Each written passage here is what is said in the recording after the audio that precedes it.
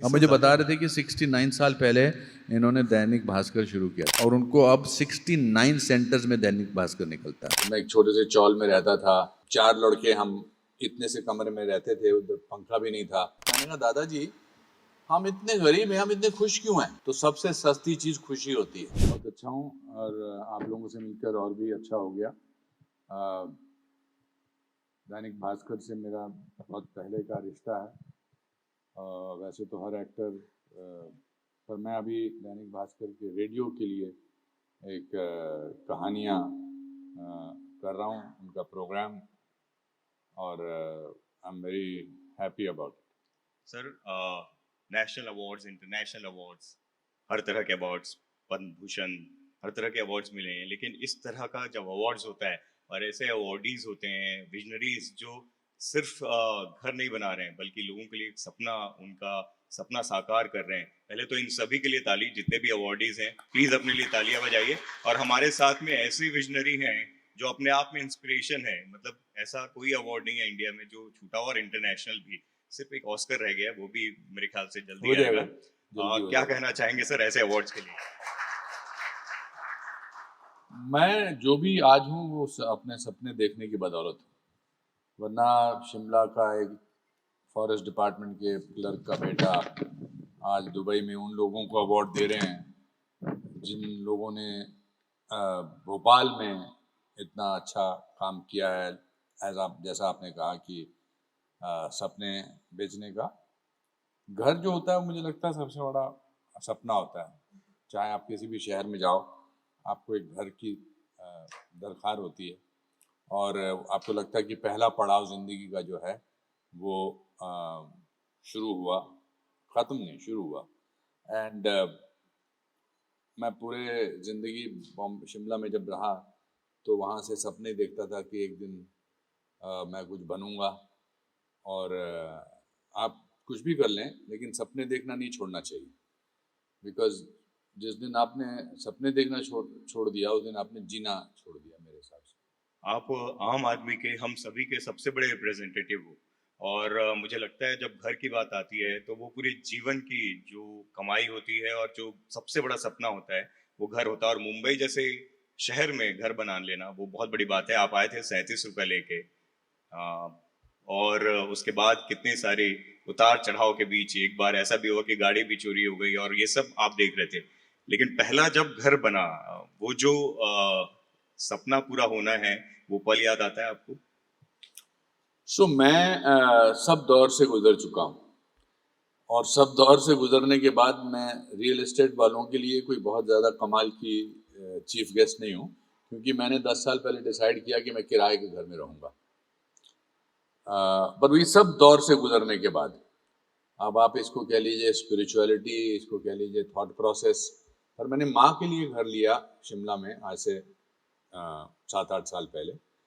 जब मैं बॉम्बे आया था तो बड़ा दिल था कि, क्योंकि जो मेरी पहली मकान मालकिन थी वो एक धोबन थी। जब मैं एक छोटे से चौल में रहता था और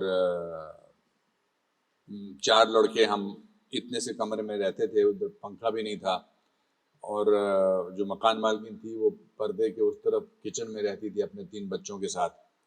पर मेरा पहला एड्रेस जब मैंने मकान मालकिन के बेटे से कहा कि दूसरे दिन जब मैं बॉम्बे पहुंचा था, मैंने कहा ज़रा मुझे एड्रेस तो दे दीजिए, पता तो लगे मेरा एड्रेस क्या है। तो उन्होंने जब मुझे कागज़ पे एड्रेस लिख के दिया उनके बेटे ने, तो एड्रेस पढ़ के मैं बहुत हंसा। हंसने की स्थिति में नहीं था पर मैं हंसा। मेरा एड्रेस जानते हैं क्या था? पहला एड्रेस मुंबई में अनुपम खेर 2/15 खेरवाड़ी खेर नगर खेर रोड बांद्रा ईस्ट। मैंने कहा अब तो दुनिया की कोई ताकत नहीं रोक सकती है यहाँ कुछ करने के लिए। फिर उसके बाद पर मैंने पहला घर लिया था B23 कालूमल एस्टेट। मेरा पहला घर था, वो रमेश बहल जी एक डायरेक्टर थे, उनसे लिया था मैंने, एक बेडरूम हॉल, और बड़ा खुश हुआ था मैं। फिर दूसरा घर मैंने लिया था उधर ही नज़दीक, वो थोड़ा बड़ा घर था, चार बेडरूम का। फिर 10-12 साल पहले हमने डिसाइड किया कि हम इससे भी बड़ा घर लेते हैं। फिर हमने जब घर ढूंढा तो 6 साल घर ढूंढने में ही लग गए। कोई किरण जी को पसंद ना आए, मेरा कुछ रूल नहीं था। आई थिंक वाइफ्स डिसाइड की किस घर में रहना है। फिर किरण जी पॉलिटिक्स में आ गई तो वो चंडीगढ़ चली गई। फिर मैंने डिसाइड किया कि मुझे किराए के घर में ही रहना है। फिर किरण जी को मैंने बताया, बट मेरी माँ की इच्छा हुई, बिकॉज उन्होंने कहा कि मैं 59 साल, अभी हमने 7-8 साल पहले उनसे पूछा कि माता जी आप तो आपके बेटे अच्छा कर रहे हैं, आपके पोते पोतियां हो गई हैं, अब आपके जीवन में क्या ख्वाहिश है? वो भी पूरी करना चाहता हूँ। मैं विदेश घुमा ले गया उनको। तो उन्होंने मुझे कहा कि मैं शिमला में अपना घर लेना चाहती हूँ। मैंने कहा पर हम शिमला में तो रहते नहीं, अब हम तो पिताजी के जाने के बाद हम बॉम्बे में रहते हैं। यदि नहीं, मैं 59 साल एक किराए के मकान में मुंबई में रही थी, अपना शिमला में रही थी। मैं चाहती हूँ कि मैं शिमला में एक घर की मालकिन। क्या बात। तो मैंने फिर ढूंढा घर उनके लिए, और उन्होंने कहा नहीं बस एक बेडरूम एक हॉल चाहिए, सिंबॉलिक चाहिए, सिंबॉलिक तरीके से। I want to feel that I owned a house in Shimla. तो अब उनके बोलने से थोड़ा चलता है। तो हमने एक ब्रोकर को वहां रख लिया और उसको कहा कि बताना नहीं किसी को ये कौन खरीद रहा है। मैंने कहा जैसे उनको पता लगेगा अनुपम खेर खरीद रहे हैं तो शायद दुगना हो जाए। तो उन्होंने एक घर देखा जो 8 बेडरूम का हॉल था, और 8 बेडरूम हॉल, मगर उसकी दूसरी तरफ से एक एंट्रेंस थी जो सिर्फ 1 बेडरूम हॉल था। तो मेरी माँ ने कहा ये घर अच्छा है। तो मैंने मकान मालिक से बात की। वो ऑस्ट्रेलिया जा रहे थे, उनकी माँ उस घर में रहती थी। तो जब माँ का देहांत हो गया तो फिर उन्होंने सोचा अब ये घर को बेचते। ये उनकी कहानी थी। फिर उनको पता लगा कि जो खरीदने वाला है वो अपनी माँ के लिए घर ले रहा है। तो फिर उन्होंने मुझसे बात की। मैंने अपना नाम प्यारेलाल जी बताया। तो मैंने कहा मैं प्यारेलाल जी बोल रहा हूँ, मेरे चाचा जी का नाम प्यारेलाल है। मुझे कुछ सूझा नहीं नाम, तो मेरे मुंह से प्यारेलाल जी निकल गया। तो मुझे बोला कि आपने अपनी माँ के लिए घर ले रहे हैं। मैं जैसे 100 रुपये का अगर घर था तो मैं आपके जज्बात सुनकर, आप ऐसा करना किसी दिन है लाइफ में जरूर, जिनको भी आज अवार्ड मिल रहा है ना, ऐसा जरूर करना। तो उन्होंने कहा मैं आपको 10% छोड़ देता हूँ ये बात सुनकर कि आप अपनी माँ के लिए घर ले रहे हैं, पर आपकी आवाज बड़ी जानी पहचानी है। मैंने कहा अच्छा जी हो सकता है। कहते नहीं कौन है आप? मैंने कुछ नहीं बताया। फिर मैंने अपनी माँ को कहा ये जो सारे घर है ना, सारे कमरे हैं, ये आपके। मेरी माँ गुस्से होगी फोन पे, इतने पागल हो गया तू, 8 कमरे का घर में लेके क्या करूंगी, हर एक की लाइट बंद करती रहूंगी, नल के बंद करती रहूंगी। उनका अपना एंगल था। मैंने कहा लेना तो ये सारे ले लो, नहीं तो कोई नहीं लेना।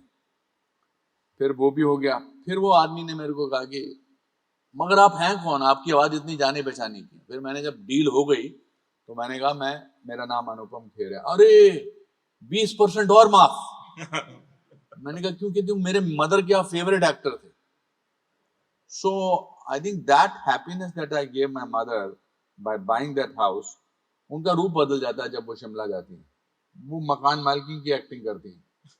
So that's why. इस आंसर से 3 चीजें मुझे याद आई। एक तो वो 14 लोग एक छोटे से घर में जो रहते थे, जी। वो उसकी खुशी और उसकी यादें। दूसरी बात जो चाचा जी की कहानियां हैं आपके, एक चाचा जी जो 8th में 7 बार फेल हुए, और वो कहानी आपने दिलवाले दुल्हनिया ले जाएंगे में जितने चाचा जी ऐसे थे उन सबको इस्तेमाल किया।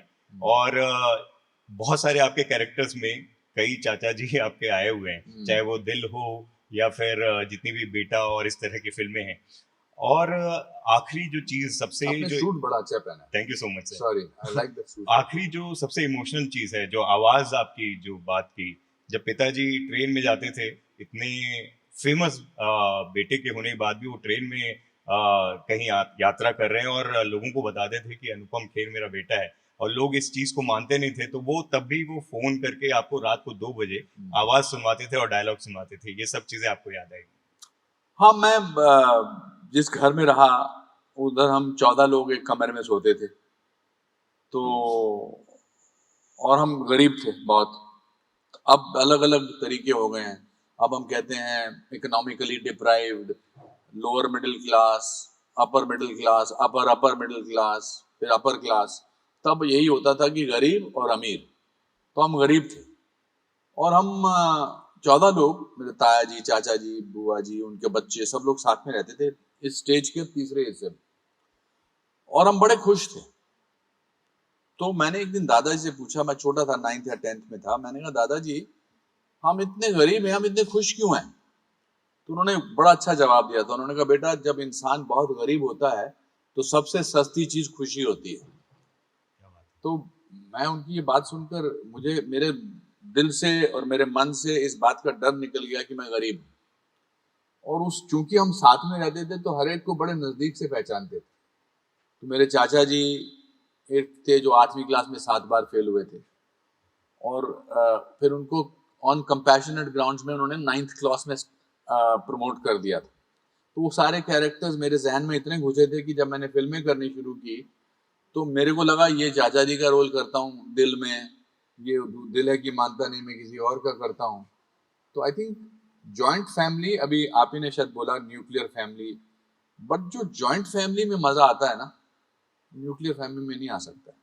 बट अब हालात बदल गए हैं, न्यूक्लियर फैमिली चाहते हैं because wife and husband both of them work. But मेरा बचपन जो नींव होता है जिंदगी की, वो इतना खुशहाली से भरपूर था, even though we were very poor, that it gave me a great strong bonding of life because I was in a joint family. दादाजी रोज रात को महाभारत, गीता, रामायण की कहानियां ऐसे सुनाते थे, शिक्षा के पद पर ही नहीं, कहानी के हिसाब से। कोई ना कोई नाराज हो जाता था, कोई ना कोई मनाने वाला होता था। सो आई थिंक मैंने बहुत सीखा इन बातों से, because all of us were together. इसीलिए मेरे जितने भी कजन हैं या उनके बच्चे हैं, we are very strong with each other. Sir, builders और एक्टर, मेरे को एक सिमिलरिटी लगती है, आप बताइएगा। समाज और सपने को शेप करने में दोनों का ही बड़ा योगदान है, आप इस सिमिलरिटी को कैसे देखते सो यू सी, जनरली मैंने एक फिल्म की है, घोंसला का घोंसला। तो अब बिल्डर भी अलग अलग किस्म के होते हैं, कुछ होते होंगे खुराना जैसे, है ना? तो आई होप आप में से कोई खुराना जैसा नहीं है। पर अगर दैनिक भास्कर ने आपको चुना है अवार्ड देने के लिए तो इन्होंने थोड़ा सा तो रिसर्च किया होगा। पर वो फिल्म के चलते अब जब भी कभी किसी के साथ कुछ ऐसा होता है तो उसकी हेडिंग यही होती है, इसके साथ घोंसला का घोंसला हो गया। So I think individual is much more important than the profession. You can not, एक ही घर में दो भाइयों को माँ बाप सेम शिक्षा देते हैं, फिर भी एक अच्छा इंसान, भला इंसान बनता है, दूसरा नहीं बनता है। ये इंसान की अपनी चॉइस है कि वो क्या करना चाहता है। मेरी अपनी चॉइस है एज एन एक्टर। एक्टर मेरा जीवन का एक हिस्सा है, मेरा जीवन नहीं है। मेरा जीवन वो है जो मैं अपने आप को बनाता हूँ, जो मैंने सोचा है। आपने बड़ी अभी आपकी जो मुझे शील्ड दी उस पर लिखा था सच से बड़ा कुछ नहीं, तो मैं ये मान के चलता हूँ। मैं अपने आप से तो झूठ कभी बोलता ही नहीं।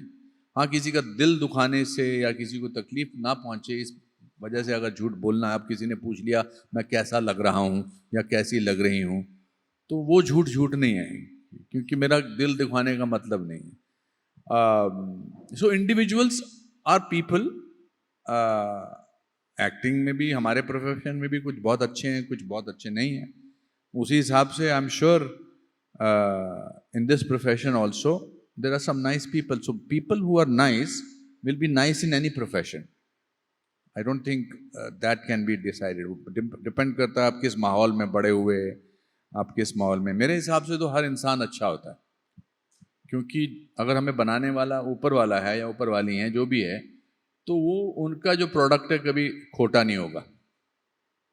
शायद इसी वजह से कि हम इतने अलग अलग हैं, हमारे फिंगरप्रिंट्स दुनिया में किसी से नहीं मिलते। इसका मतलब यह है कि we are all unique people, and then what we do with our lives is what is dependent on all that. Sir, Saaransh से लेकर कश्मीर फाइल्स तक अलग अलग रोल आपने इम्पैक्टफुल रोल किए हैं, और अब द बंगाल फाइल्स में गांधी जी का आइकॉनिक रोल कर रहे हो आप।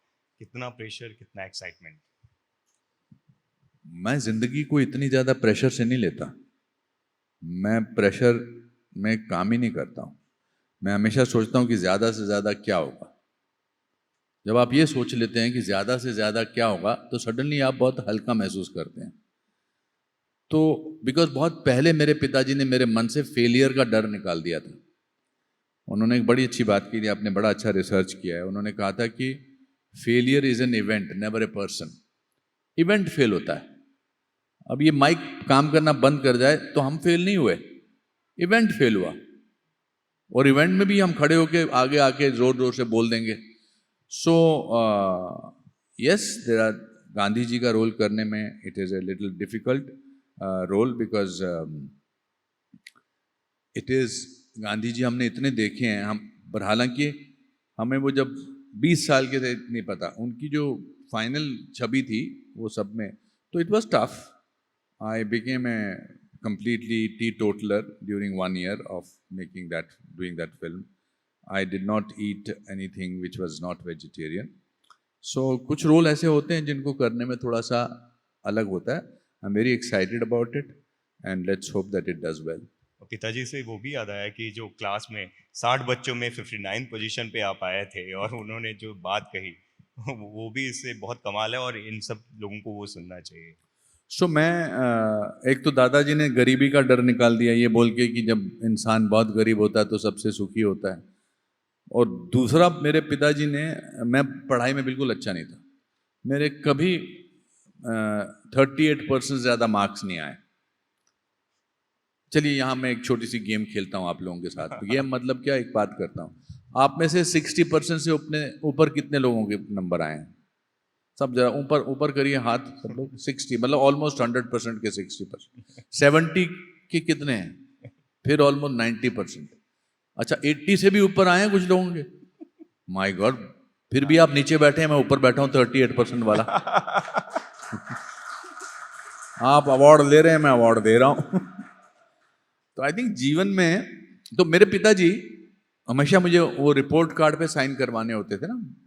बच्चा रिपोर्ट कार्ड पे माँ बाप को दिखा दिया तो ताकि स्कूल वालों को पता लग गया कि आपके माता पिता को पता लग गया आप क्या कर रहे हो.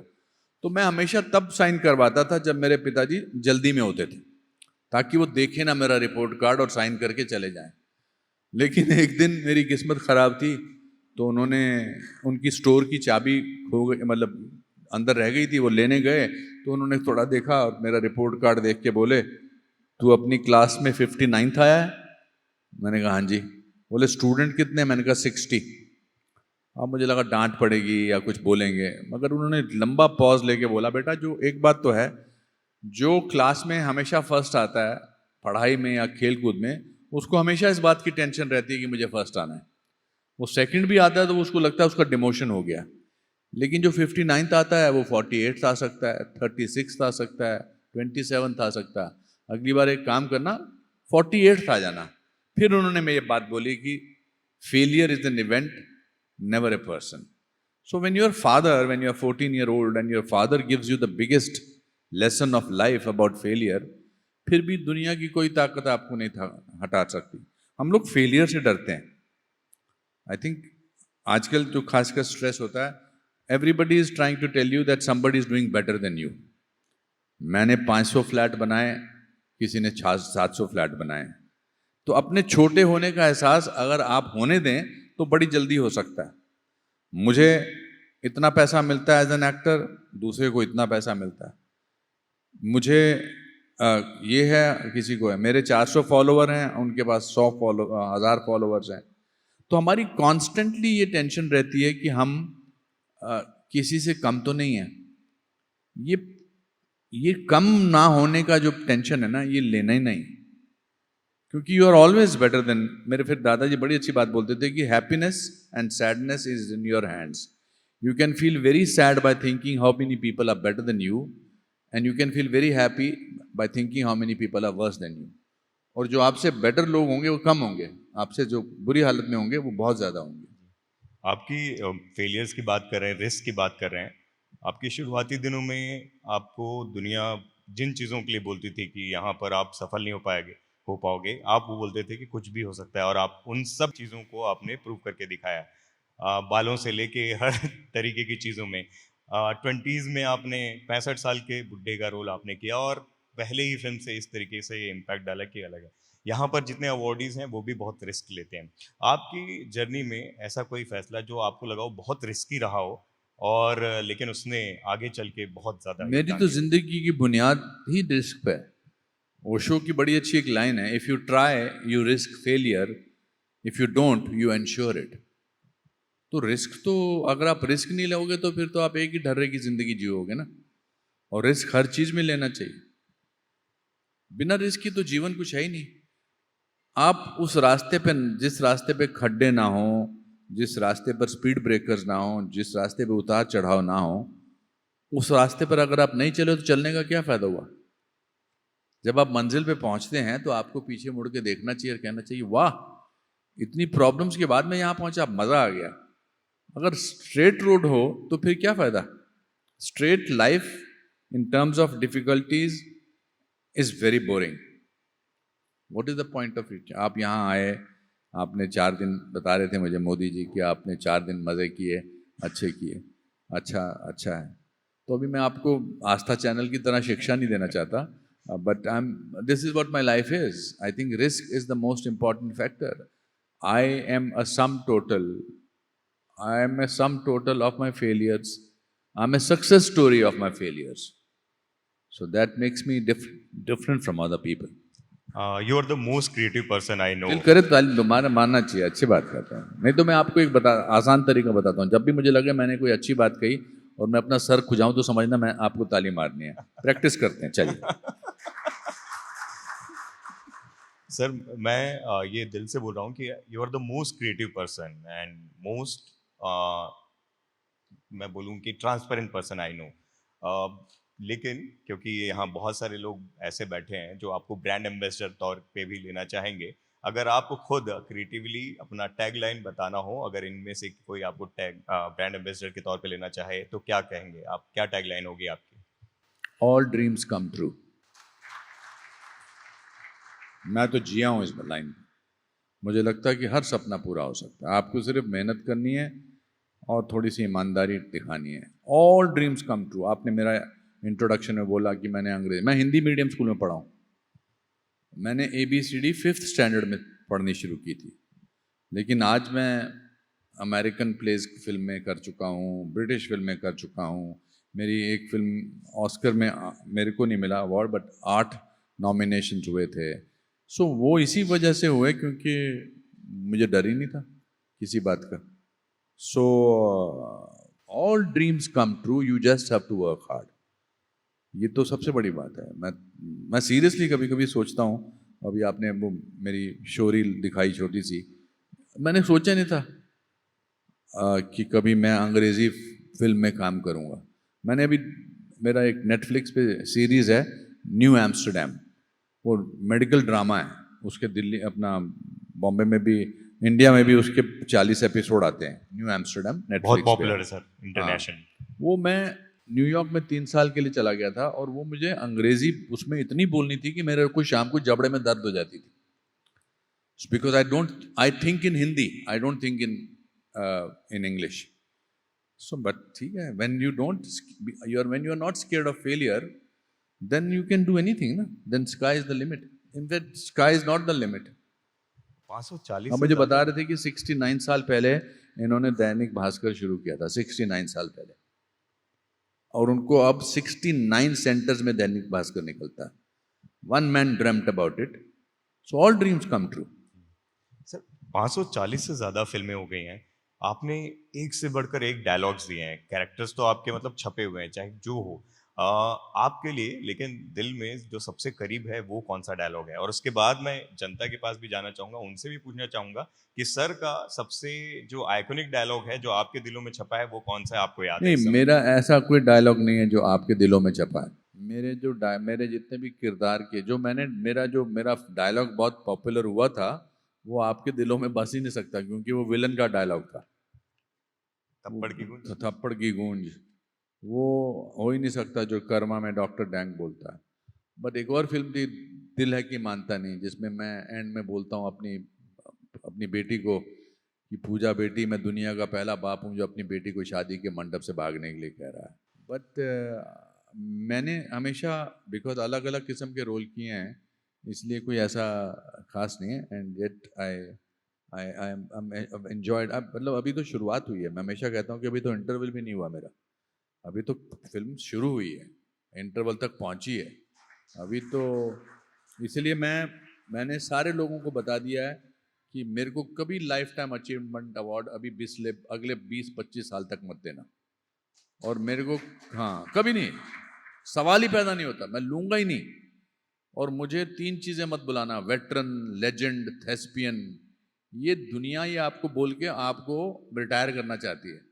मेरे तो अभी 25 साल तक मैं रिटायर नहीं होने वाला, क्योंकि आप कौन होते हैं मेरे डिसाइड करने वाला कि मेरा टाइम बस हो गया, अब आप घर बैठो। मैं कल ही कोई रील देख रहा था, मैंने पिताजी की देखी थी। मेरे पिताजी 85 की उम्र तक एक्टिव थे, पर वो जब रिटायर हुए थे तो 3 साल उनको डिप्रेशन हुआ था, 3 साल का डिप्रेशन, रिटायरमेंट डिप्रेशन। सो अपने जितने भी आप यहाँ यंग ओल्ड जिस तरह भी मिडिल एज, कभी रिटायर मत होना। अपने घर वालों को मत बोलने देना बाबूजी मैं करता हूँ, बेटे को कभी मत बोल आप हटिए हट। उसको बोला मैं खुद करूँगा। Because not that I am not saying that they have anything against you, वो अच्छी तरीके से बोल रहे हैं, मगर 55-60 साल की उम्र में तो जिंदगी शुरू होती है।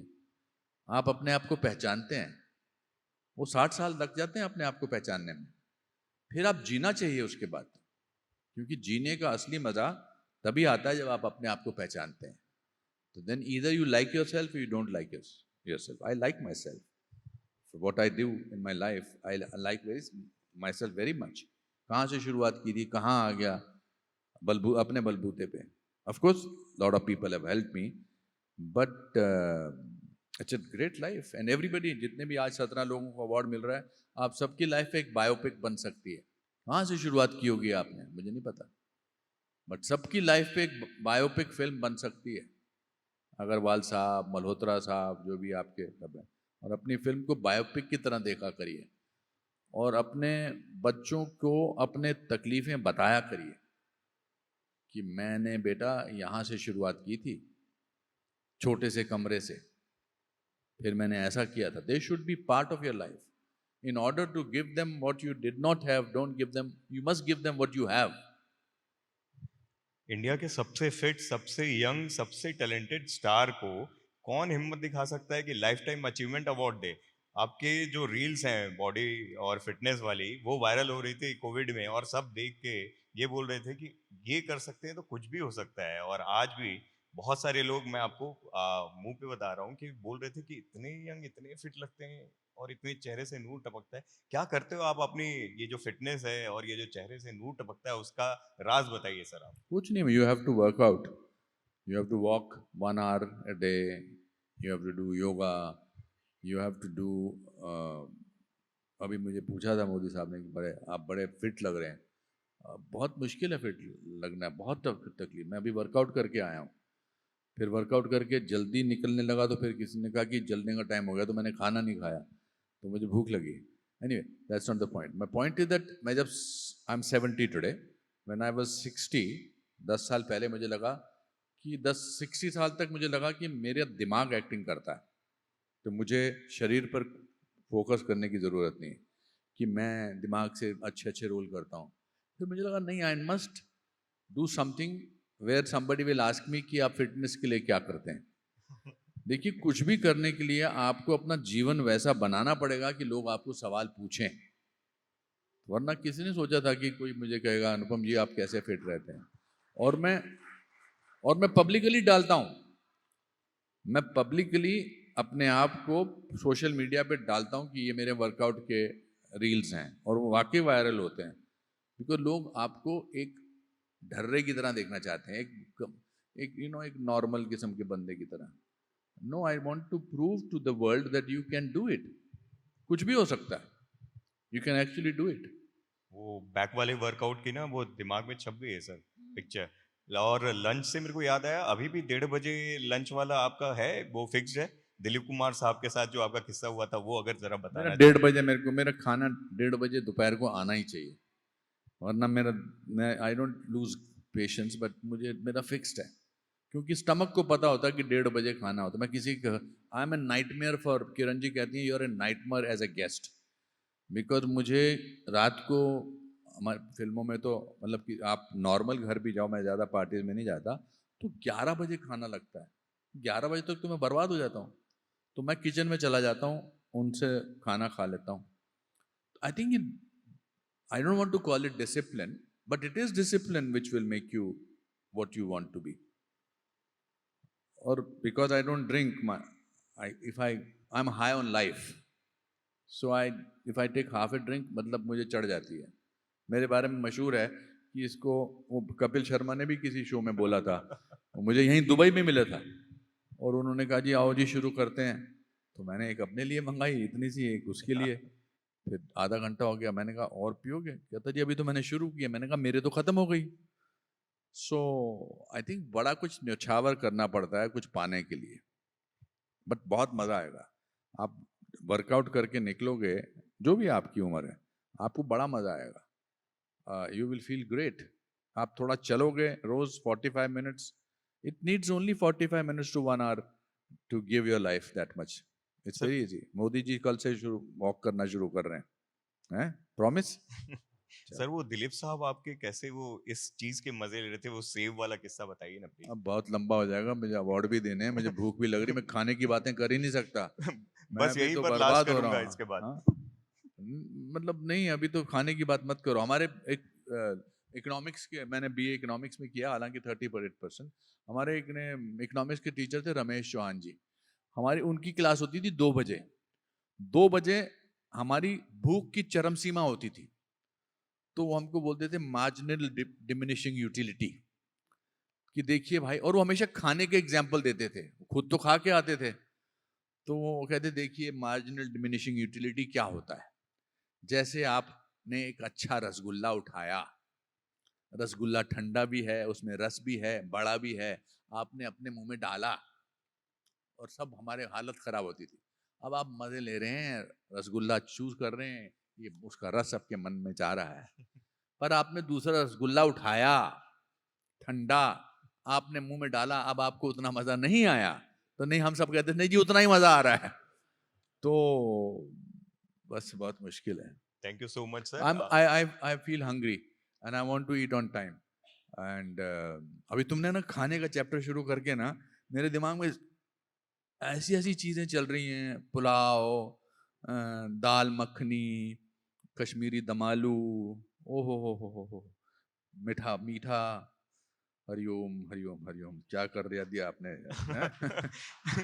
Thank you so much sir. आपके यहाँ सबके यहाँ बड़ा अच्छा खाना बनता होगा, भोपाल में बड़ा अच्छा खाना बनता है लोगों के, खासकर जो मारवाड़ी फैमिलीज हैं, बड़ा कमाल का खाना देते हैं। हमारे कुछ बड़े अच्छे मित्र हैं कैलकाटा में, खासकर दालमियाज हैं, बाकी सब हैं।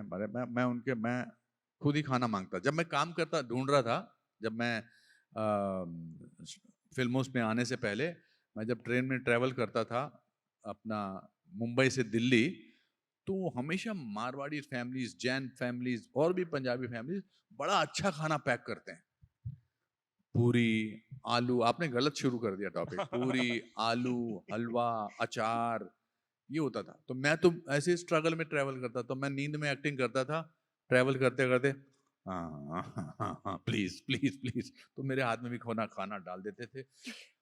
चलो शुरू करते हैं अवार्ड। ये भूख सिर्फ खाने की नहीं है, हमेशा अपने रोल्स के जरिए बेहतरीन करना, 110% करने की जो भूख है, और हमेशा नया सीखते रहने, समाज को कुछ नया देने की वो जो मुझे आपके चेहरे पे पनीर मखनी नजर आ रहा है।